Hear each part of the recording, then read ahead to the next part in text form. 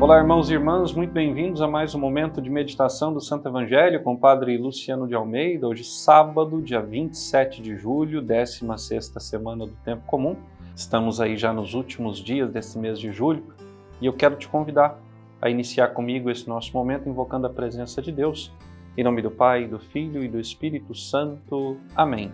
E agora eu quero te convidar a tomar em mãos a palavra que está no Evangelho de Mateus, capítulo 13, versículos de 24 a 30. Naquele tempo, Jesus contou outra parábola à multidão. O reino dos céus é como um homem que semeou boa semente no seu campo. Enquanto todos dormiam, veio seu inimigo, semeou o joio no meio do trigo e foi embora. Quando o trigo cresceu e as espigas começaram a se formar, apareceu também o joio. Os empregados foram procurar o dono e lhe disseram: Senhor, não semeaste boa semente no teu campo? De onde veio então o joio? O dono respondeu: Foi algum inimigo que fez isso. Os empregados lhe perguntaram: Queres que vamos arrancar o joio? O dono respondeu: Não. Pode acontecer que arrancando o joio arranqueis também o trigo. Deixai crescer um e outro até a colheita. E no tempo da colheita direi aos que cortam o trigo: Arrancai primeiro o joio e amarrai-o em feixes para ser queimado. Recolhei, porém, o trigo no meu celeiro. Palavra da salvação. Glória a vós, Senhor. Irmãos, Jesus nos apresenta essa parábola do joio e do trigo. Como eu dizia para vocês outro dia, quando explicávamos a parábola do semeador, que o dono do campo é Jesus. O campo somos nós. A semente de trigo é a palavra. E a semente de joio lançada no campo, que somos nós, são os artifícios do demônio e as seduções do mundo. E nós precisamos ficar muito atentos a tudo aquilo que o mundo tem colocado para nós, a tudo aquilo que o mundo tem trazido para dentro da nossa casa. Outro dia, numa reunião de catequese com os pais, uma convidada que fez a formação com os pais falou dos princípios católicos, do vir à missa, do viver a castidade, do obedecer aos mandamentos da lei de Deus e da Igreja, do ser participativo, enfim, de tudo aquilo que um bom católico precisa saber e viver. E houve uma revolta muito gigantesca entre os pais, porque eles não compreendem o porquê a igreja é tão exigente, o porquê não pode isso, o porquê não pode aquilo, o porquê se tem que vir à missa todas as semanas, o porquê os filhos precisam andar assim tão na linha. Ora, caríssimos, esses homens e mulheres que não querem se comprometer com a evangelização de seus filhos, que não têm preocupação nenhuma pela salvação de seus filhos, mas querem apenas que eles tenham uma lembrança de crisma, de Eucaristia, esses homens e mulheres certamente foram contaminados pelo joio, ou seja, pelas palavras do mundo. As redes sociais, a internet, uma bênção para quem sabe usá-las, mas também foram uma forma de fazer com que muita coisa errada chegasse ao nosso coração, à nossa alma e entrasse sobretudo nos nossos lares. Quantos são os pais e mães que não cuidam dos conteúdos que os seus filhos assistem?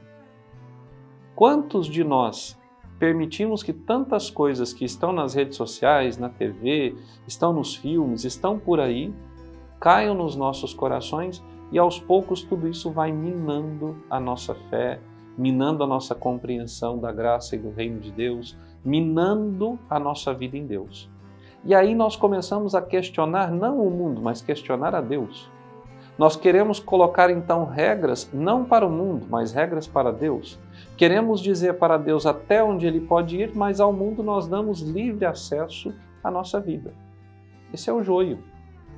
Ou às vezes nós temos aquelas famílias que verdadeiramente se importam, dedicam-se com esmero e com alegria à educação da fé dos seus filhos, que dizem a eles o que deve e o que não deve, que mostram a eles o bom caminho, mas daqui a pouco a criança vai conviver com o vizinho, vai conviver com os filhos de um casal de amigos que não têm os mesmos valores e começa a ser minada na sua vida de fé, no seu comportamento moral, nas suas atitudes. Nós precisamos selecionar as nossas amizades.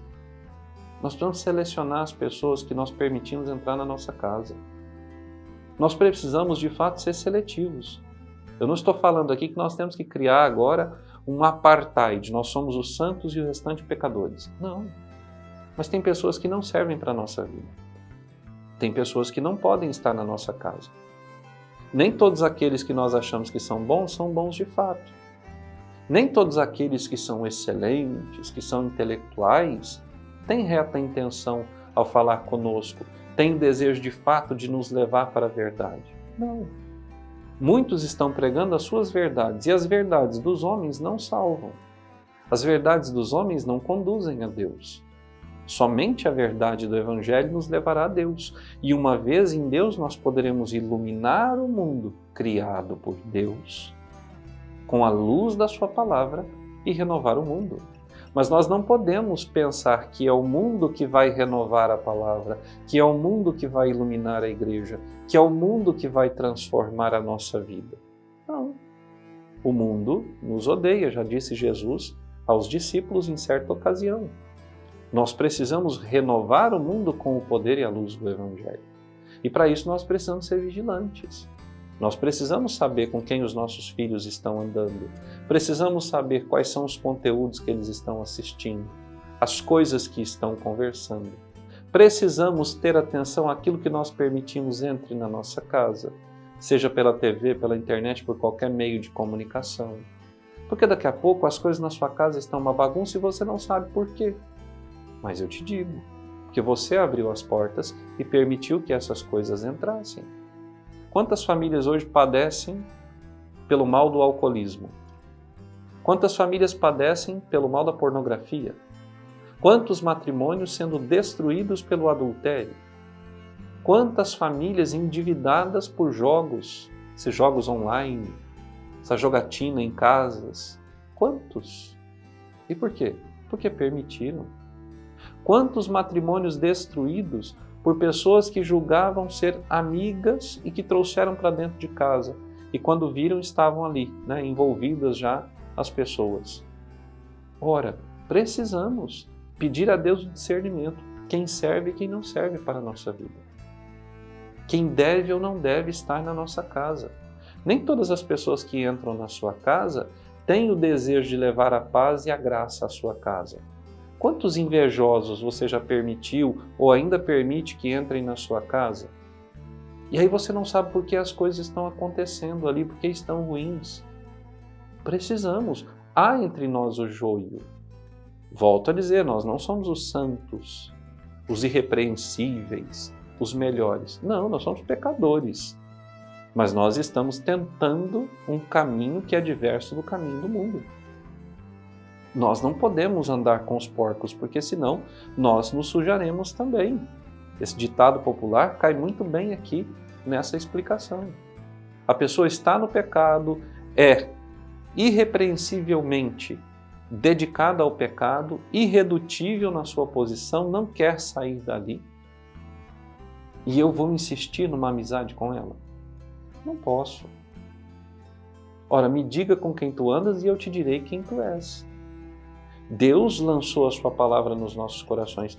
E eu tenho certeza que a grande maioria dos nossos pais sempre deram testemunho de honestidade, de fé, de retidão, para que nós também o fôssemos. E agora, por que nós estamos permitindo que a nossa vida e a vida dos nossos seja diversa daquela que nos ensinaram a viver? Por quê? Mas eram métodos antiquados, mas funcionavam. São métodos ultrapassados, mas criavam homens e mulheres com estabilidade emocional, física e financeira. E agora esse descontrole todo que nós vivemos?